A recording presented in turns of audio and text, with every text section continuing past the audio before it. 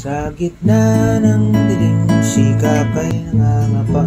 Nagpumilit mamaguhapos, purot kandila. Sa kasama ang palat, ay baang nakapa. Malambot, mamasa-masa, malakit at malatake. Pumunta siya ng kusina, maghuhugas ng kamay niya. Walang tubig sa gripo, kaya sa banyo dumiretso. Minalas na naman, nakatapak ng sabon. Si Kaka ay nadulas, puwet niya ay nagasking. Kasi walang kuryente, brown at walang kuryente. Walang kuryente, walang kuryente.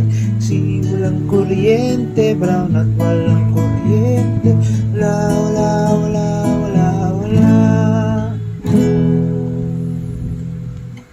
Lumabas siya ng banyo dun sa kalye, nagpahangin at galit na tinadyakan ng aso ni Manggusting. Nandun pala si Manggusting, nasiga sa lugar namin. Ang kawawang si Kaka sa ospital nakarating. Wiyo.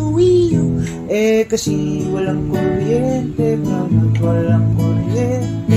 Walang kuryente, walang kuryente. Kasi walang kuryente, brown at walang kuryente. Wala. Kasi walang kuryente, brown at walang kuryente. Walang kuryente, walang kuryente.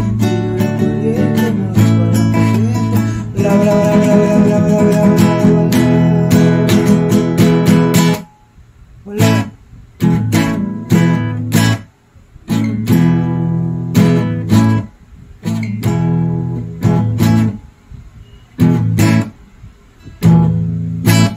Tapos na ba?